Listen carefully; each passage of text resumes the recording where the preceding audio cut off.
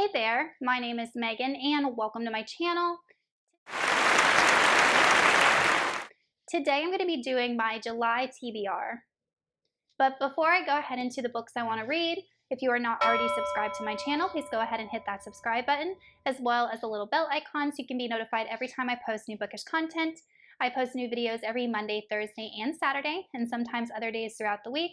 Also, don't forget to check down in the description box below for links to all of my social media, my Buddy Read Discord, and my Patreon, where you can be entered into winning book giveaways from me. Obviously, the first book I plan on reading in the month of July is Dust by Hugh Howey. This is the third and final installment. This is an adult sci-fi post-apocalyptic type story. In this world, the outside has been completely destroyed through nuclear disaster, but as the series has progressed, we have learned some disturbing things about the origins of the silo and what that could mean for their future and the people that live within them. So in the first book, we got introduced to Juliet, who was starting to uncover some of the secrets of the silo and the history of it. And then in the second book, we got introduced to Donald, who was one of the people involved in the inception of the silos. And their stories kind of come together in this final installment. So I'm actually super excited to see how the author ends everything and ties everything together, because I really don't know exactly what's going to happen. The next book I want to read is The Traitor by Anthony Ryan. This was a book that I pre-ordered in December. It is the third book in the Covenant of Steel series by him, which is an adult fantasy series.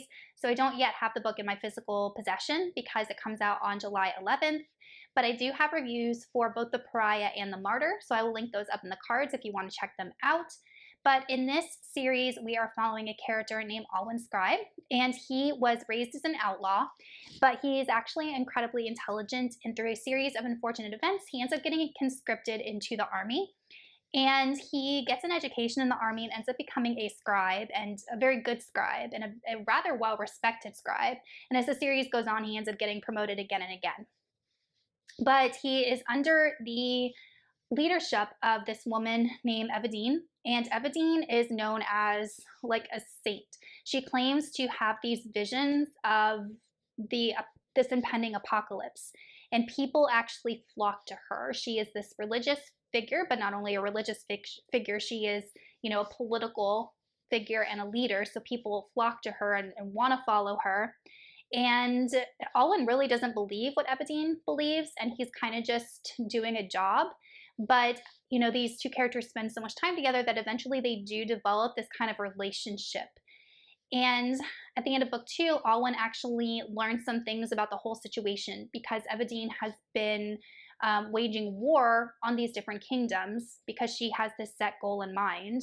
She thinks she knows something no one else does because of her visions. So Alwyn actually learns something that kind of sets his perception in a completely new direction.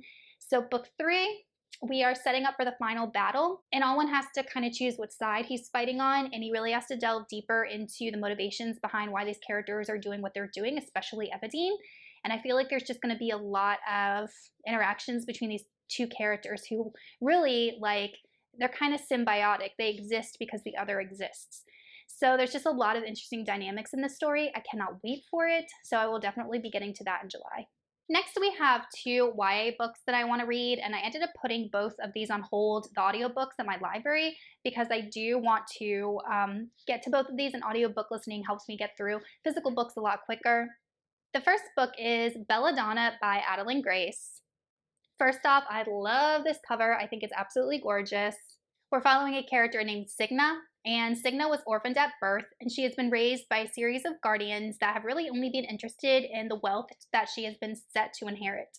Her remaining relatives are the Hawthorns, and they live at this family estate that is incredibly gothic and gloomy. There is a son, a daughter, and a father that live at this estate, and one day the mother's spirit appears, claiming that she was poisoned. And Signa offers to help investigate the veracity of this claim with the help of some people around the estate. However, there is a strange presence at this Hawthorn estate, basically death itself. It's this presence that is haunting Signa, and the only way for her to really find out what happened to the mistress of this manor is to enter into an alliance with death.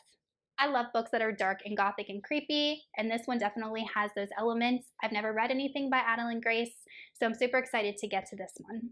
And lastly, we have Silver in the Bone by Alexandra Bracken. This is a new YA fantasy from this author, and I've actually never read any of her work before, so this will be her debut book to me. In this book, we're following a character named Tamsin, and Tamsin is known as a hollower, meaning that she is a mortal with no talent, but her family, or at least her father, is a thief by trade, and that's what she does. She breaks into crypts and tombs and mausoleums to steal from the dead.